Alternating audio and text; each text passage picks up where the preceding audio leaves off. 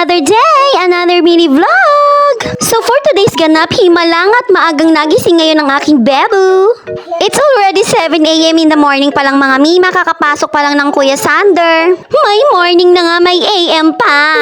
So ayan nga mga mima, binihisan ko lang si Bebo ng kanyang pambahay kasi kanina nakapangtulog siya. And then sinama ko na siya dito sa may bilihan ng pagkain ng ibon kasi yung aming lovebirds, ubos na pala ang kanilang pagkain. At habang kami nga ipapunta doon sa bilihan ng pagkain ng ibon, may nakita kami dito na ading ni Bebo. Kaya ayan, pinag-uusap namin silang dalawa. Babay ka na, nak. Babay. Babay na. Wala na. Ayun. Malapit lang din naman sa amin dito ang bilihan ng pagkain ng ibon mga mima. Kung hindi nga lang nagising si Bebo, iiwan ko sana siya saglit doon sa may bahay habang siya ay natutulog. Dahil nga kahapon ng gabi mga mima, hindi na kumain ng aming lovebirds kasi nga wala na pala siyang pagkain. Kahapon ko lang din nalaman. So ayan, kailangan maaga ngayon makabili ako ng kanyang pagkain. Napakaingay ni Bebo, kaloka. Niloloko ko nga si Bebo niyan mga mima kasi grabe, nagulat ako. Ngayon ko na lang kasi siya ulit sinakay dyan sa kanyang trolley kasi kadalasan nilalaro niya lang yan, hinihila-hila niya. Tapos nung sinakay ko, ayan, nagulat ako, hindi na siya halos kasya sa kanyang trolley. Nag-crack na nga mga mima ang isang gulong ng kanyang trolley. Sus ko po, Bebo, diet na. Kung titignan kasi si Bebo mga mima, hindi naman siya ganun katabaan. Pero kapag binuhat mo, dun mo mapapatunayan na napakabigat niya. Sus ko po. And then, hindi rin naman nagtagal, nakarating na rin kami dito sa bilihan ng pagkain ng ibon. Buti nga mga mima meron dito kasi kung hindi, pupunta na naman ako ng bayan.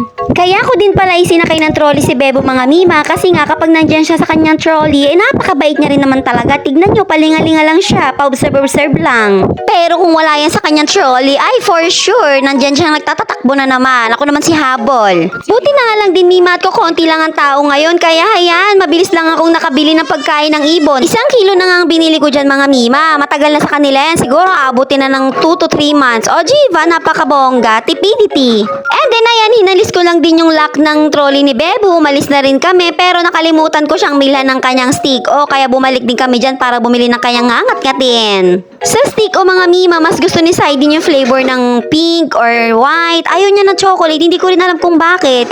Yung binili ko na yan sa kanya, nakadalawang piraso lang siya dyan. No choice naman kami sa chocolate mga mima kasi yan lang naman yung available na paninda doon. So hayan nga, habang pauwi kami doon sa bahay, kinakain naman ni Bebo kanyang stick. Oh, alam nyo ba mga mima, nung kabibili pa lang itong trolley dati kay Bebo, kalahati pa lang siya dyan sa may trolley, halos hindi nga siya magkasya kasi napakalaki sa kanya ng trolley. Napakabilis lang talaga ng panahon. Ano, tignan nyo naman ngayon. Ngayon, halos hindi naman na siya magkasya. Hindi na magkasya sa kanya dahil nga siya ay butsyog na. Charis! Meron nga ding bubong yung trolley ni Bebo mga mima, kaso nga lang inalis na din namin kasi nga kapag sumasakay siya dyan, abay sumasayad na siya doon sa may bubong, di useless lang din. Akala ko nga mga mima, may papamana ko pa tong trolley ni Bebo sa pinsan ko or pamangkin, kaso nga alam mo ang hindi na kasi nga yung isang gulong nitong trolley, crack na. So pagdating naman namin dito sa bahay mga mima, ayan, naabutan namin ng aking mga biyana na sila ay nagkakape na. At ako naman agad kong pinakain nitong mga lovebirds, ayan nga, at mukhang gutom na sila. Magtatatlong taon na nga sa akin tong lovebirds na to mga mima, pero talagang bakit ba ganon? Hindi talaga sila nangingitlog. Sayang naman ang kanilang mga lahi na sure naman ako na babae at lalaki to mga mima kasi nga nakikita ko naman sila na naglalabing-labing, pero bakit ba ganon? Hindi naman nabubuntis yung isa. Ayan nga, at medyo marami na ngayon nilagay ko sa kanilang pagkainan mga mima kasi nga kagabi hindi na sila kumain. Konti-konti lang din kasi kami talaga maglagay ng pagkain dyan mga mima kasi kapag dinamihan mo, itatapon din nila yan. Babalik ta rin nila yung lagayan ng pagkain nila. Ganon. Sa aming lovebirds pala mga mima, yung color green yun yung lalaki, tapos yung white yun naman yung babae. O, Jiva? Maya-maya lang din mga mima, dumating na rin yung nagtitinda ng isda kaya ayan, pumunta ako para magtingin. Ano na naman kaya ang aking mabibiling ulam for today's video. Actually, si Kuya Sander kahapon pa siya nagsasabi na gusto niya galunggong daw ulam. Ayaw niya daw ng tilapia.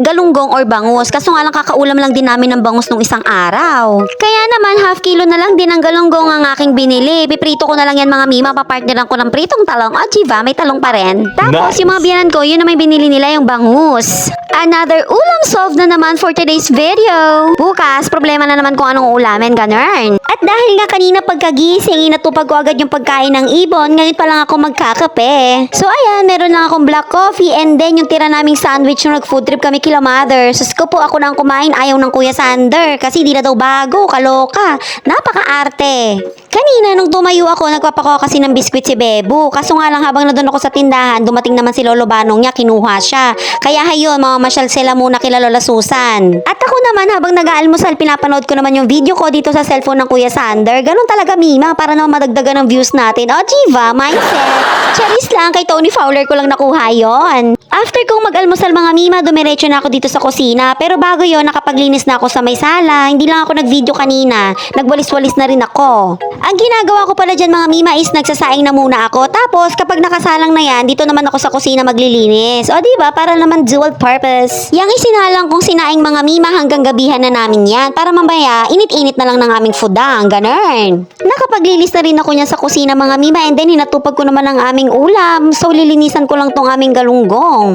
Half kilo nga lang yung binili ko mga Mima. And then, siguro kung may matira ng konti hanggang dinner, dadagdagan ko na lang kung anong pwedeng idagdag dyan na pwedeng ulamin. Sa amin talaga mga Mima, hindi maiiwasan na paulit-ulit ang aking nailulutong ulam. Paano naman kasi si Kuya Sander, iilan lang ang gustong ulam, sus ko po. Sa bagay, si Kuya Sander, siya siguro paulit-ulit ang inuulam. Pero ako naman, pag may gusto naman akong ulamin, halimbawa gusto ko mag-ampalaya, nagluluto naman ako ng para sa akin lang, ganun. Which is, ampalaya kasi ayaw na ayaw ng Kuya Sander, di ba? Huwag na lang siyang kumain. Actually, mga Mima, si Kuya Sander, matakaw naman siya. Pero ewan ko ba bakit ganun pa rin yung katawan niya. Sa bagay, si Kuya Sander naman kasi mga Mima, kakakain lang mamaya, andyan ng dudumi. Sus ko po, napakabilis ng kanyang metabolism. Habang hinihintay kong mainin ang aming kanin, isinalin ko muna itong mantika na binili ko. May 4 days na yata ito dito sa aking kusina. Sus ko po, ngayon ko pa lang siya isasalin. Yan na yata ang katunayan na ang Disney printed ay hindi talaga palaluto. Charis! Palaluto naman akong tunay mga Mima. Sadyang non-stick pan na kasing aking gamit ay napaka-tipid naman talaga sa mantika. And then, desisit-pansit na mga Mima, let's start cooking. At dyan inuna ko nang iprito ang aking paboritong talong. Isang salang lang yan mga Mima kasi ako lang naman ang kakain. Parati rin talaga akong may stock na talong mga Mima. Napakadali lang kasing bagayan nito ng ulam. Halimbawa, giprito ka ngayon ng galunggong. Ayan, lagyan mo ng talong. O, diba, napaka-perfect combination. Para naman sa Kuya Sander, kapag dating niya ng school, tinatanong ko naman siya kung okay na ba yung isda or dagdagan pa namin ng egg or hotdog. Pero so far, okay na sa kanya yung fish.